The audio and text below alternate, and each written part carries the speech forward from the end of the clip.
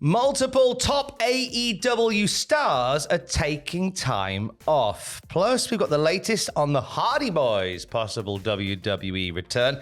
And an absent top WWE star is ready to go for a return. It's all in the Cultaholic Wrestling News right now. It is the fallout from All Out 2024. What a show it was. What a show it was.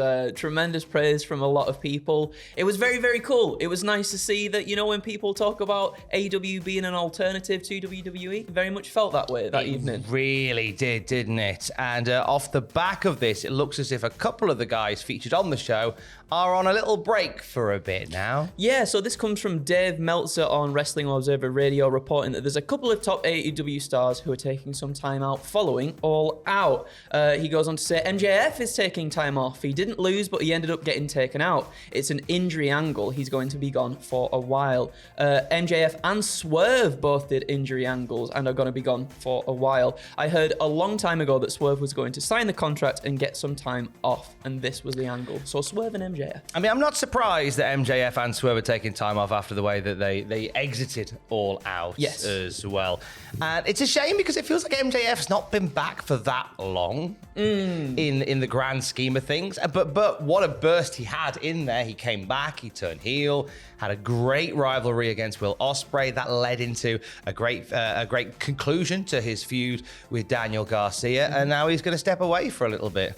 And when it comes to Swerve, I'm not surprised after what he went through in that cage match. Not only what he went through, but what he's done from even before becoming AEW World Champion as well. And really, we've heard a lot about just Swerve being on this grind to get to that point in the first place. And then once he got there, he was just having banger match after banger match as well, like really putting the work in. As for MJF as well, like you said, it's weird that because it just feels like he's only just come back, but maybe him being away allows for all the focus to be on Daniel Garcia coming out of this little thing that they've had, and then to get the groundswell behind Garcia once more too. Very possibly. A lot of focus coming out of the show not just was on Daniel Garcia, but on the dissolution of the Blackpool Combat Club with Bryan Danielson getting choked out with a bag over his head. The true alternative, oh my God, that was awful. That was terrifying. Terrifying bit of business. But this was kind of referenced in something that Tony Khan said in the media scrum. So a few days ago, AEW patented the name AEW Shockwave for entertainment purposes. And this was brought up at the media scrum, and Tony Khan's answer really got people talking. He said, I think it would be safe to say that AEW is set to create a shockwave through all of professional wrestling. I think people are going to be talking about what they saw at All Out, and he references Jon Moxley and all that as well. He says, I think it bodes well and creates anticipation for Wednesday night on Dynamite on TBS. We'll continue to send that shockwave through the world of professional wrestling here at AEW. Now, it could just be a nice bit of chat around the new name to build some hype around it. Yeah. But the Moxley story is really interesting. I think as soon as he said that line where he said, this is not your company anymore, it's got people going, is there a bigger picture here? Oh, and you think maybe that the Shockwave Entertainment, the patent there might lead into something there? Because I was wondering what AEW Shockwave could be. And me personally, when he was talking about just like the shockwave throughout all of professional wrestling, obviously, as you said there, in my mind, it came to the stuff that we saw with Hangman and Swerve and the stuff that we saw with Jon Moxley and stuff. And I was like, is it maybe just like a highlight show? Maybe could it be something like that? Like the biggest moments within AEW that then sort of like, get out there to everybody else in some sort of highlight show. But what do you then think it could be instead? I feel like it's going to be a pay-per-view, but it's going to be a pay-per-view that's going to be done at the real crucial point of an ongoing story. Oh, that's interesting. Yeah, like whether Moxley is leading some kind of hostile takeover. There's been lots of scuttlebutt about maybe Shane McMahon being involved in something like this, but maybe it reaches like the end of the prologue with the pay-per-view Shockwave. Very similar in the sense, off the top of my head, it was like how Invasion was kind of the beginning of the Alliance WWF storyline. Like Shockwave might be the beginning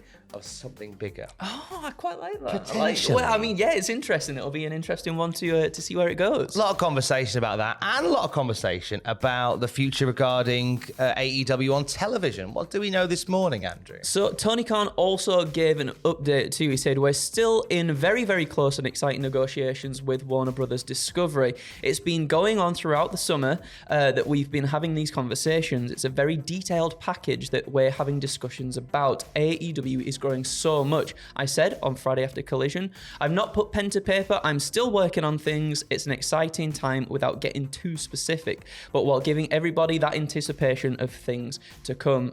When asked about giving a percentage of an announcement of a new AEW deal coming within the next month or so, Tony Khan responded with 90%. 90%. So very much getting there. Also talked this morning through the Wrestling Observer radio show that the deal won't be just exclusive to Warner Brothers Discovery if this is what is signed, because Tony's in conversation with a few other outlets to possibly bring AEW or its IP to them as well.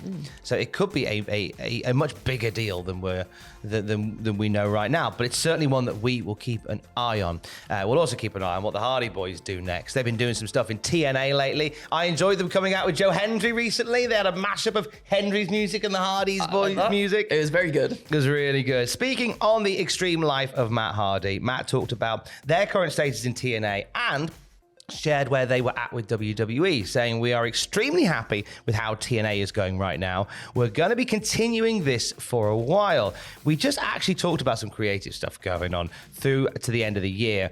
It's very exciting. We did and he says, as far as going to WWE or AEW, it's a never say never scenario in my world. It's in the extreme life of Matt Hardy, it's never say never. You never rule anything out. You never close any doors. You do your best. You keep your chin up. You keep moving forward. And you try and speak as honestly and as transparently as possible. With WWE, there has still been some ongoing conversations.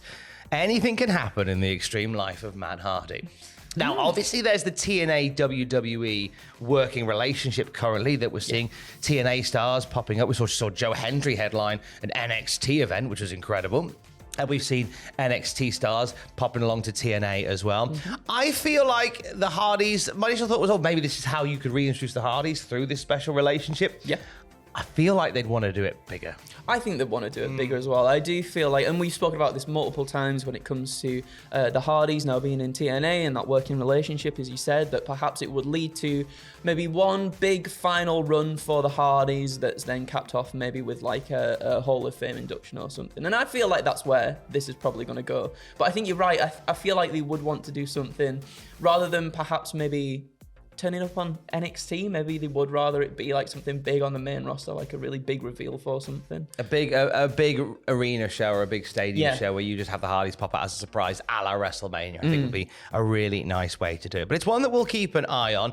We'll end on return flavored news because one member of the Bloodline, I guess he's still kind of Bloodline. He's not in the faction per se, but he has the Bloodline. He does have the Bloodline. He's a Bloodline OG. Running within his veins. That's it. Rikishi was speaking on his Off the Top podcast on an update about Jimmy Uso, saying Jimmy's doing fine. I think at any given moment, hopefully, that Jimmy will be ready to come back to be able to do what he loves. I'm sure he misses the fans, and I'm sure you all miss Jimmy. So he's doing great. He's got some time to be able to rest the body, rest the mind. He's ready to go. So hopefully we're able to see Jimmy soon. So he's been off TV since WrestleMania. There's a couple of injuries and stuff. They wanted just to take him away from the scene for a little while. And I think now it's just a case of waiting to bring him back at the right time.